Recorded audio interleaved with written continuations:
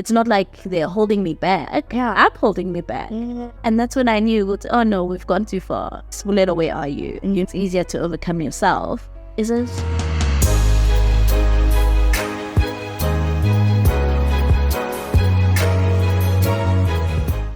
Hey mamas, welcome back to the Whole Mama Show. I'm your host, Aisha O'Reilly, and we're revealing the untold stories of motherhood. I don't know how many times I've had this conversation with my friends, relatives, women in general. I just feel like I'm not myself. How many of you can relate to that? I definitely can. If you haven't already, please remember to join my Mama Village by subscribing to my channel and following me on my social media platforms. When you become a mother, especially for the first time, it is such a life-changing experience. It's quite hard to imagine yourself like you were before. And yet, for some, it goes well. And for others, we do end up feeling completely lost. You're not the only mama who's lost herself in motherhood. Sibulelo is a digital content creator, a poet, an artist, a mother, and a wife who felt like she was losing herself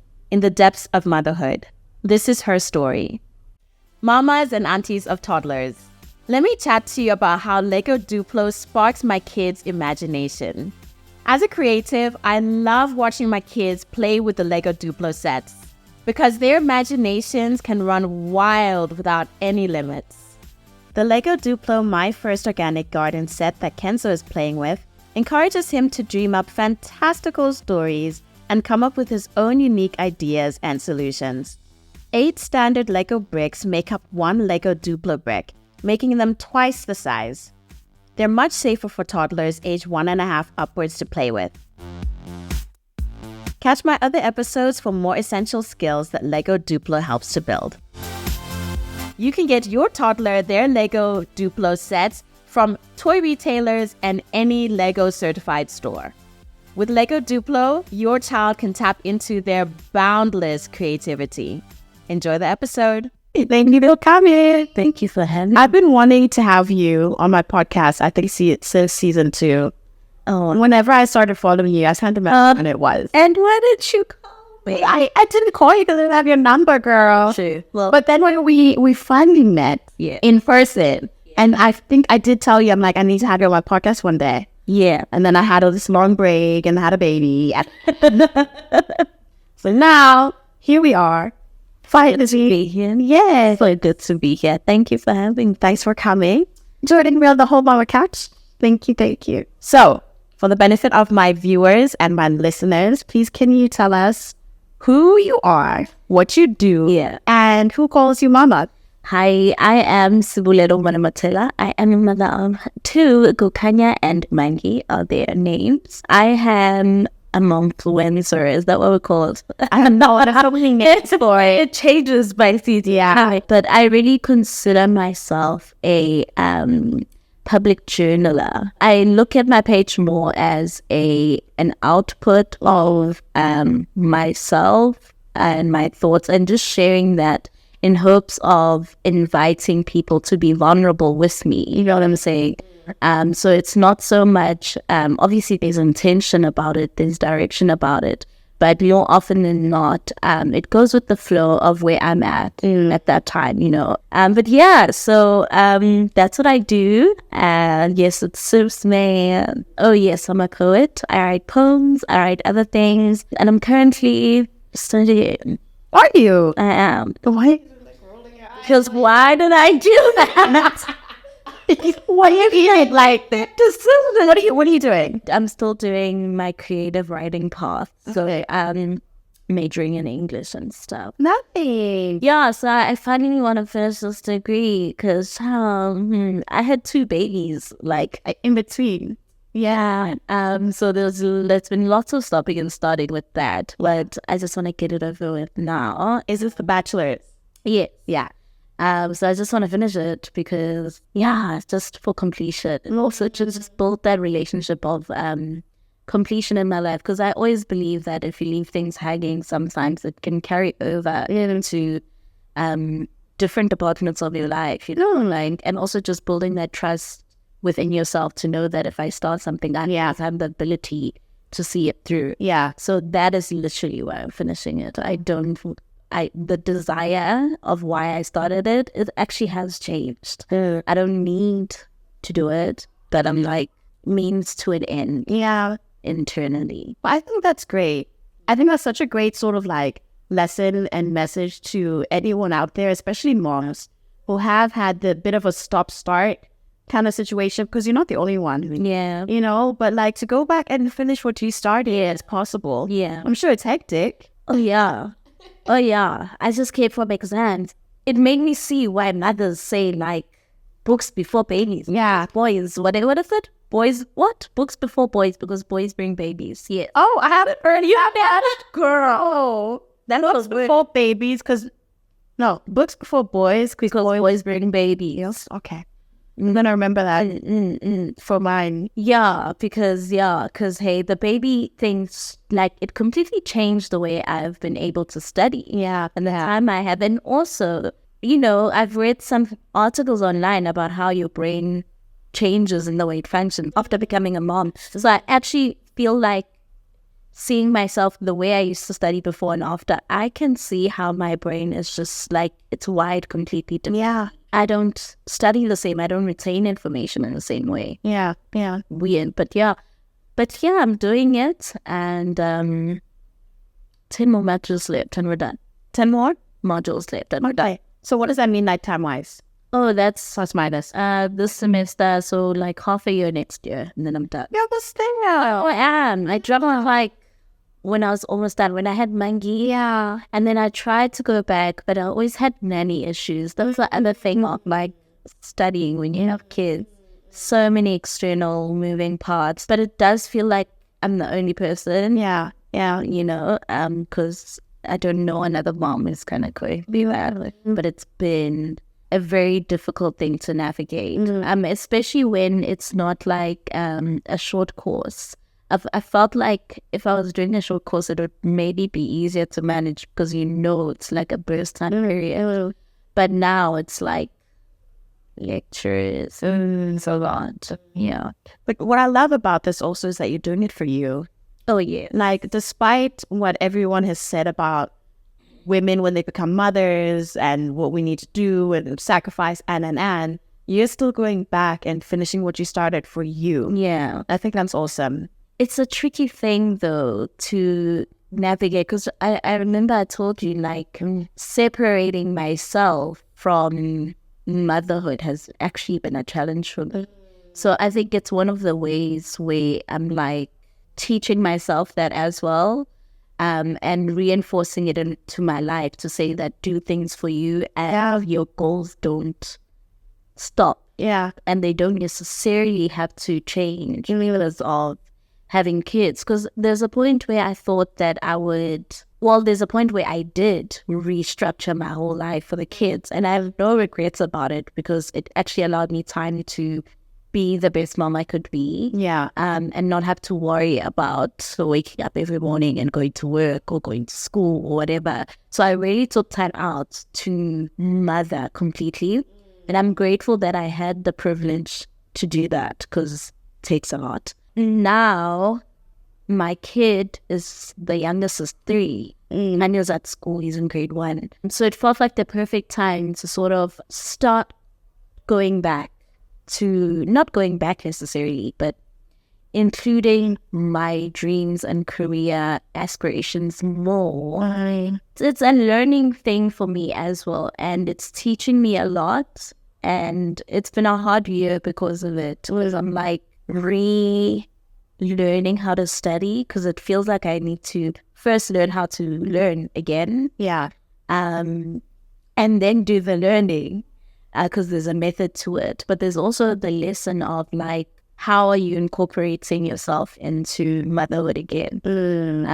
So that's been a really fruitful thing, as difficult as it is, because I'm not gonna lie, it's tough. Yeah. Like, it's so hard. How did you first become a mom? Yeah. I met a man. I met a beautiful man. And yeah, so I mean, that's where it all begins. Because initially, because I had my child Kukanya at 21. I had turned 21 like for a few months. So that means I was pregnant by the end of my year of 20. Okay. Growing up in high school, early uni days, to not want kids. And At all? Like, even like you can ask anyone, Yeah. my family, everyone would say like marriage, don't even try that conversation. Children don't even like, I was not having any of it, right? I didn't want any of it. And if I had not met the person I want to do those things with, I would have stayed in that position. But meeting the man, it sort of changed my perspective, not on kids, but on how it looks to share your life with someone, you know? So it became more about wanting to do those things with him and not just wanting to do those things. Right. It's a tricky thing to navigate though, because I think, what if it all goes wrong? Yeah. You know? Yeah. But we're not there, so it's fine. But I do often think about that. I fell in love and he was very intentional about me and pursuing me as a person, and then made me feel safe. Safe enough to want things that I didn't know that there was a little bit of want for them. Yeah. Because in the past, it was more about not wanting it because of what you've seen and feeling like the whole idea is like, oh, that's toxic. I don't want that. I don't want a marriage because a marriage looks like this most of the time. Did you grow up seeing toxic relationship? I was raised by a single mom, so it wasn't so much seeing toxic relationships, but not having a great view of a relationship. Right. There was no one in close proximity where I felt like, wow, marriage, that's so beautiful. And I didn't have that. There was no one to show me that type of imagery. And what I did see with relationships, I didn't like. Whether it was marriage, just relationships, I just didn't. I was like, yeah. So when I met the right person and there was that feeling of safety, it allowed me a space to sink into it and get to know myself on a different level, because now I feel safe enough to relax in a relationship, you know? Yeah. I feel safe enough to aspire and set goals together. Yeah. So that was very important in my becoming a mom, because otherwise it wouldn't have happened. So with that feeling of safety and with his intentions and with my intentions, and with realizing that, oh, I want to build a family with this person, we then built a family. Yeah. So I found out I was pregnant with Kanya. I was so happy. Yeah. I knew from that day, like when it was even a suspicion, I'm like, oh my God, I'm going to have a baby with the love of my life, you know? And it was just so special. The news of it was exciting to you. And how was the pregnancy and birth? How did that go? Being pregnant here is a bit tricky. Your friends are not pregnant. Like, you're the only person pregnant. Your friends are in the club. Your friends are at school. And I had a tough time with that because it felt like, oh, what am I doing? Because I'm making such a different decision. Like, and sometimes that makes it feel like it's wrong when it's so against what your peers are doing. It feels like you shouldn't be doing that. That's how it looks like. That's how you should be living your life. But honestly, I had a great support system. I remember my friend Nandi, who was studying in England, kept an app, the pregnancy app, on her phone as well. For you? Yeah. While I was pregnant. So she would be, And it made me cry one time when she called me. She was like, oh, your baby's the size of a what? And I'm like, oh my God, are you serious? And my friend Renee was also just like, they were great. So as much as it felt like they are on their own path, they were constantly like making sure that I was okay. And it was great of them. I even feel emotional about it because I actually wouldn't have been able to navigate being pregnant so easily if I didn't have them to lean on and to go through go to all the time. Because yeah, your partner's great. Like if they're great, that's nice. But at the end of the day, like you are a person with other people in your life, you know, and it's important that those relationships also get maintained. So that was a big one for me, because I was so young and I was so excited. It's almost something I think we take for granted, that we just assume that everybody, when we're pregnant, is going to be supportive, is going to be there for you. And once the excitement kind of dies down, I always feel like there's a bit of a lull that happens. Like with the news, it's like, I'm pregnant. Oh my God, congratulations. And then it gets a bit quiet. Yeah. You know, like for you, it's not quiet. Yeah. Because for you are having it. It's happening. Yeah. All of the symptoms, you're going to the doctor, you're doing this, you're doing that. And if you have a partner who's involved, he's doing that with you, great. But everyone else kind of goes quiet. Yeah. And they're waiting for the baby. They're waiting for the arrival. Yeah. They're waiting for that news. So I think it's really like, and you know how you're saying you were getting emotional. I can understand why. Yeah. Because unfortunately, I don't think that's something that we're almost taught to do. How do you support a woman in your life, you know, is it your sister, a friend, or colleague who is pregnant or who is a new mom? Yeah. No one really... How does it look like? Yeah. Yeah. How do you do that? You know what? It's so tricky because you can't say how... You can't say. It's up to the person to kind of be there as best as you can, which is why I always appreciate, like, I love mom bloggers. A lot of the time, there's so much perspective of how, as a friend or as a partner, you can be there for that mom. If you have, like, someone pregnant in your life, the best way to learn what they actually need, because sometimes it's difficult for that person to tell you what they need. Exactly. But if you go through someone else, they can give you insight as to how best to be there for that person. What my friends did for me was just so extraordinary and so thoughtful, because I wouldn't have been able to communicate that, hey, this is what I need right now, how to support me. Because most of the time, it's a baby shower and some gifts. But in a day-to-day basis, that... You can't have a baby shower every day. Yeah. Yeah. So what for me was so spectacular was the consistent, if almost mundane way they were able to support me. In the same way that a partner can support you just by getting you like something that you crave.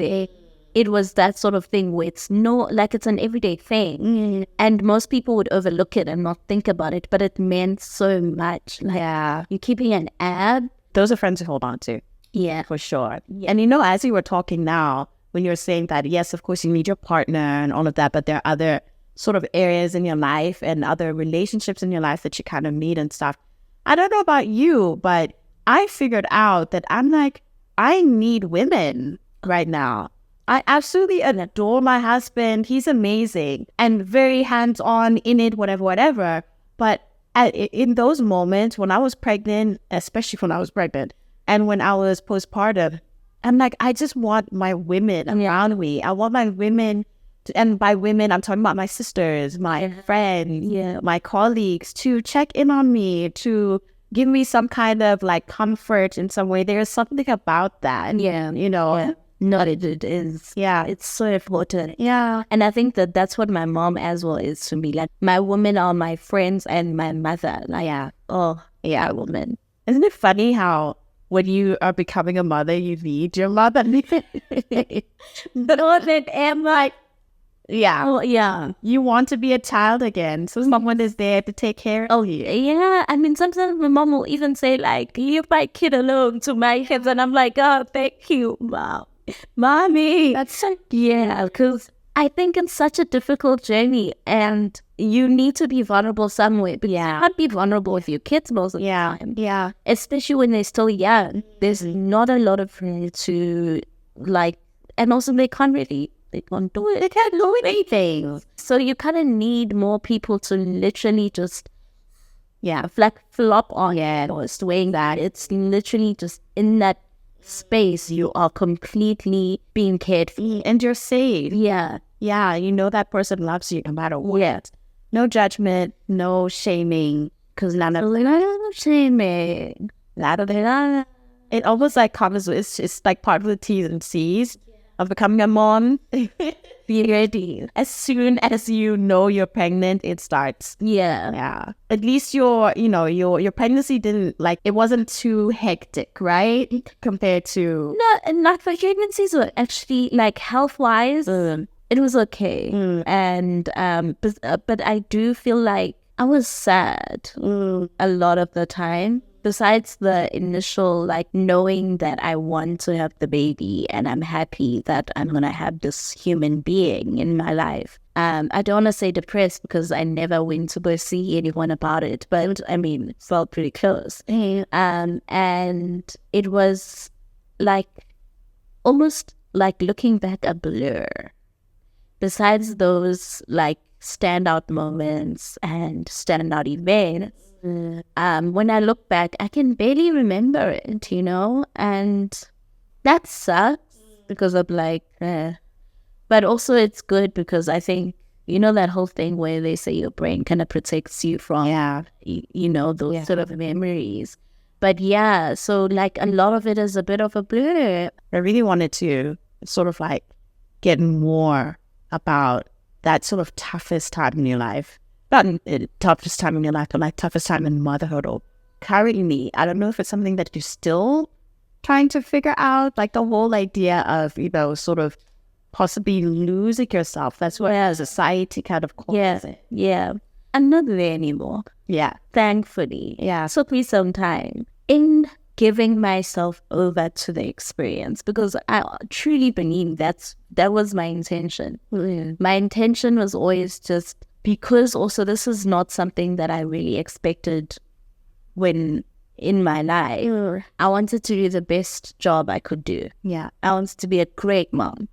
And I wanted to be available for my kids. Also because my mom was working growing up, and I always used to see other kids, man, their parents were always there. You forgot your homework at home, don't worry. Your mom is available. She's not at work. So those little daily things, ways in which you can be available. That's how I want to parent. I want to be there. If my child needs me, they know. Yeah. In trying to do that and trying to establish that space, the stubborn person who didn't want to have kids, but who also had so many goals, aspirations, and there's so much that she wants to do still, in that period, it felt like I forgot. Forgot yourself. Yeah. It felt like I forgot what I wanted outside of the motherhood. So I'm fulfilled as a mother. I'm actually doing it exactly how I would envision it, save for, making mistakes. But I'm here. I'm at home with my kids. But now there's this part of me that is so neglected. So neglected. And almost like she's disappearing. With every passing day, she's going further and further back. And you wake up one day and you get triggered by one little thing. I remember, I think I watched something online of someone who was doing exactly what I had wanted to do in my life. And I was so triggered. And I was like, what? And then I went to a spiral of actually questioning if I still have those abilities. Because confidence is a huge thing for anything, even career-wise. Yeah. I questioned, can I do it? And that's when I knew, oh no, we've gone too far. We're in, Sibulelo, where are you? It's been a process of reclaiming little by little different parts of the things I love to do. I going to poetry shows, watching music performances, things from as small as that and as big as starting to study again, and because also there's the fact that it's not just the motherhood aspect that felt like I lost myself to it, but also content creation, because that's something I picked up as a mom to build that community. Yeah. But it also felt like, in terms of career-wise, that can swallow you if that was never your intention. You know what I'm saying?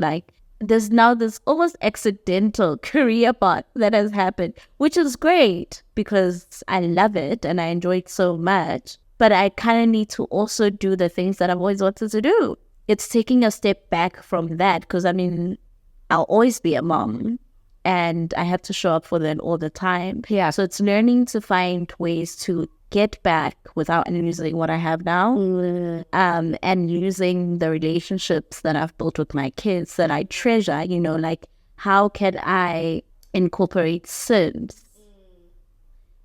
for the streets, if you know. That was before I had kids.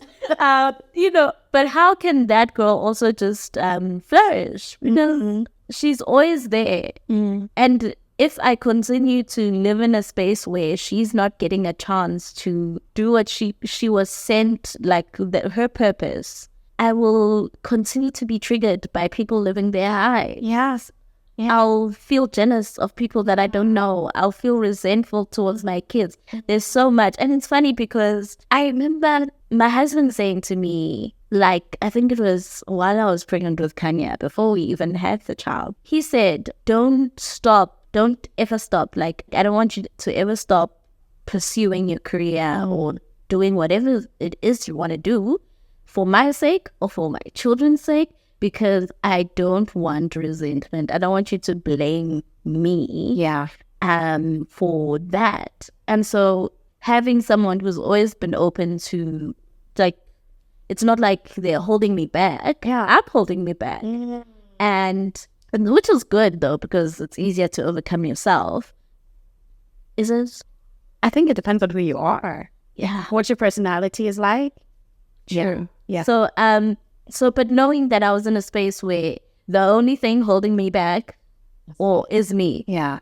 Like, I can't blame my kids and saying that, oh, but I haven't improved it. Yeah, but there's daycare, there's this, like, you can work with it, you know? And it's not the end of the world. Motherhood is not an expiration, you know? Yeah. So this year, more especially, has been hard in the sense that I am now navigating, reclaiming myself, you know? But at least there's that it's safe. And there's no one really, like, trying to rein me in. I'm just dealing with this girl. Yeah. And I think that's so big of your husband when he said that, because unfortunately, let's be real, there are a lot of partners and husbands out there and like, you're the mother of my children now. Yeah. You don't need to work. You don't need to, and I don't want you to work. Yeah. Not in a knight in shining armor kind of way, like, you don't have to work, my darling, I'll take care of you. For more like, you better not. Yeah. You know, because you're my wife now and you're not there. In the knight in shining armor way, I've always, like, considered that it doesn't matter what your intention is. And everything seems nice. Something can seem like a great thing. But there's so many women who end up not being happy 10 years down the line because they felt like, oh, I don't have to. Yeah. And in that moment, yeah, sure, that's nice. Yeah.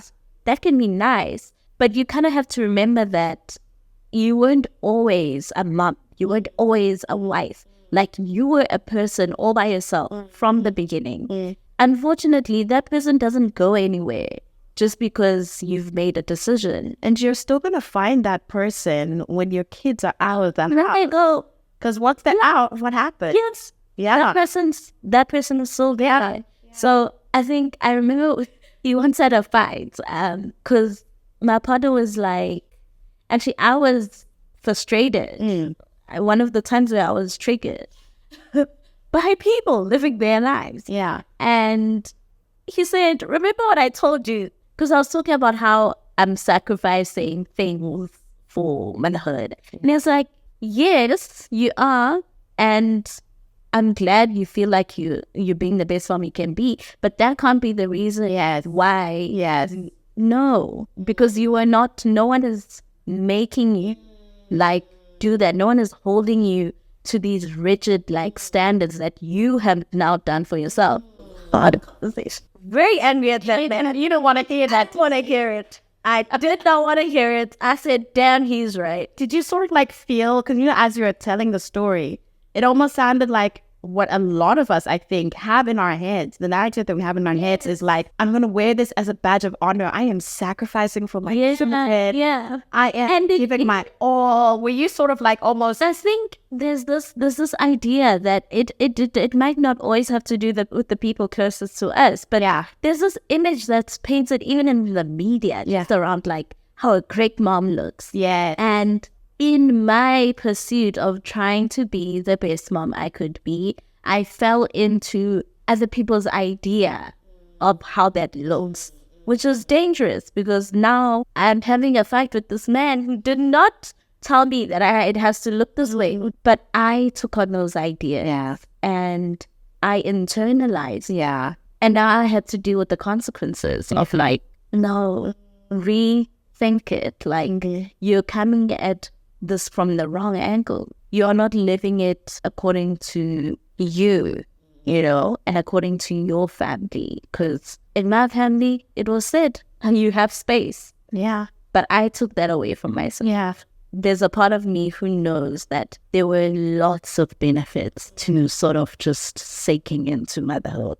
I honestly believe that foundation in the relationship with my kids, priceless, like I wouldn't trade the way we're able to bond for the world. Like honestly, being there 24/7, it's a privilege. It is. It's a privilege. It's just now, it's not the same. They don't even need me around that much, I now have to readjust. And I think it's also realizing the right time to do that. I think I left it a bit too long, actually. I should have started sooner to get my head out of stay-at-mom mode. You know what? It's never too late. And it's also you're talking like your kids are like 15, like 20, but they're like 3 and I was, but I think it's also the extent at which I had adjusted my life around motherhood. I was barely leaving the house. I wouldn't barely leave the house without my kids. Like, if we were going somewhere, it's because we are going somewhere. Yeah. And so it was to a very, very great extent where we were always like, it's just me and these kids. At a certain stage, I felt like I forgot how to speak to people. Like grown-ups. Yeah. Yeah. Like, I'd be out in public when I would go out with my partner, and I'd be like, oh, I don't know what to say. Yeah. And how do I speak to people? Like, what do people talk about? So I think what made it difficult and why it's sounding like, I'm speaking about grown people is because I feel like I was very deep in that trend, especially for the type of person I am. I'm a social person, I love going out. I love meeting people. Yeah. And so when it feels so far removed, it's almost like everything becomes alien. Yeah. Yeah. Oh, you mentioned that this year especially, it's kind of like the year that you're feeling like you really need to kind of navigate, sort of figuring out who Sibs is and what does she want and all of that. I'd love to know, what do you want? What are your dreams? What are your... Okay. Currently, something very exciting happened this year. Yeah. I'm on a billboard, baby. Are you? Already? Yeah. That reminded me, like it came at the right time. Firstly, because the schoolwork was swallowing me. Yeah. And as great as that is for me, it's a lot. So that campaign came at like the perfect time because I was actually on set and doing that work, and it reminded me, Sibs, one day you want to be an actor. Interesting. Whatever. So that's something I want to do again. That's definitely like on my, after I finish, not, if it comes before, it comes before. Yeah. And I'm sorry. If there's anyone looking, cast me.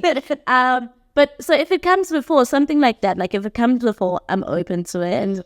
I want to be in entertainment. Like, I am a very creative person. So put me on a stage. Like, I performed for years before having kids. Yeah. I loved it. Yeah. Getting back to that, but in a different way, because I don't want to do it the way I was doing it. Mm-hmm. Mm-hmm. But I'm trying to get back into performance. I want to be on your screens, guys. Yeah. That's it. Yeah. And on more billboard. On way more. Yep. Yes. Definitely that. Definitely that. I love that. I didn't know that about you. But I think that's awesome. Because it's also something that it feels scary to speak out now. Yeah. Because any work that is done publicly, you also fail publicly. And there's a bit of a community of like 30,000 people. I'm not going to go in front of 30,000 people and saying this is what I want, because it would be so embarrassing when you don't. Like, it feels embarrassing. It shouldn't be. Yeah. But like, it feels like when you don't, if you speak about goals so publicly, Yeah. it almost puts extra added pressure to achieve them in like record speed. Yeah. If I say this to you, oh, I'd really love to do this, your mind tells you that there's someone waiting for you to do that because you spoke. I hear you. Yeah. Yeah. But I'm comfortable now speaking about it because, well, I'm growing up, man, and I'm realizing that actually I don't care. Yeah. I don't anymore. Yeah. And also, I think there's power in putting the words out there. I believe that Manifestation. That's all real. Yeah, but I believe in manifestation. Yeah. But I usually use my journal. Okay. Yeah. It's not like on a public sort of thing. I mean, it's worked for me so many times. Yeah. Most of the things that I write down, I see it and I'm like, oh my gosh. Yeah. But I don't think I've been bold enough to share it. Isn't that amazing what that happens, though? It is. It is. It feels like voodoo. Ken doesn't believe in it, but no. He does it. We're very different in that sense. But I honestly, I see that. Yeah, like every year I write down exactly what it is that I want to do, to accomplish, to whenever I put it down. Yeah. And then I don't look at my notebook. You let it go. I just let it go. Yeah. And sometimes for me, I always feel like sometimes I literally think it. You know, like sometimes it's just a little thought that crosses your head, and then like a few months down the line, you get, and it's like, what? Yeah. Wow. Yeah.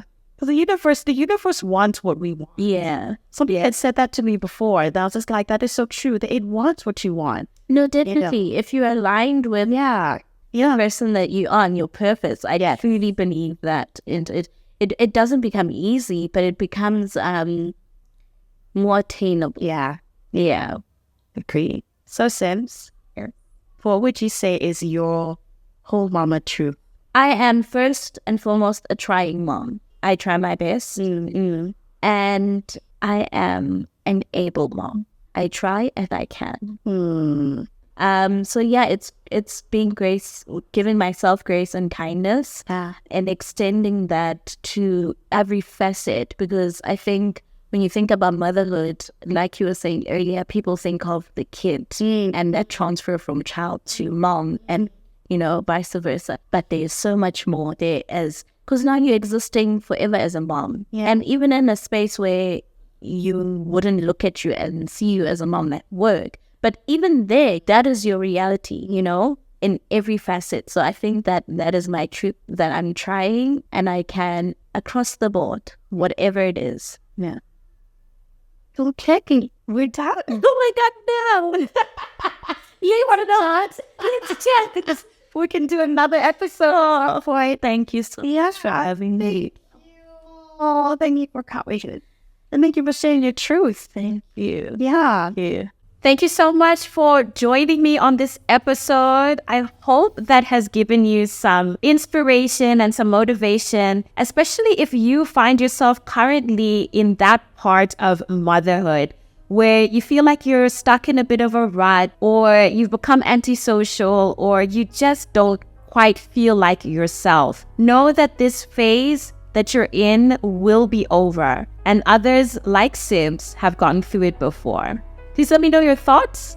Leave a comment below. Can you relate to Sib's story? How long did it take you to sort of feel like yourself again? I'd love to know, so please leave a comment below. And also share this on social media. You can share it on your stories or send me a DM. I always enjoy getting feedback from you. If you haven't already, please remember to subscribe to join my Mama Village and follow me on my social media platforms. Once again, I'm Aisha O'Reilly, and I hope this episode has left you feeling a little bit more whole, Mama.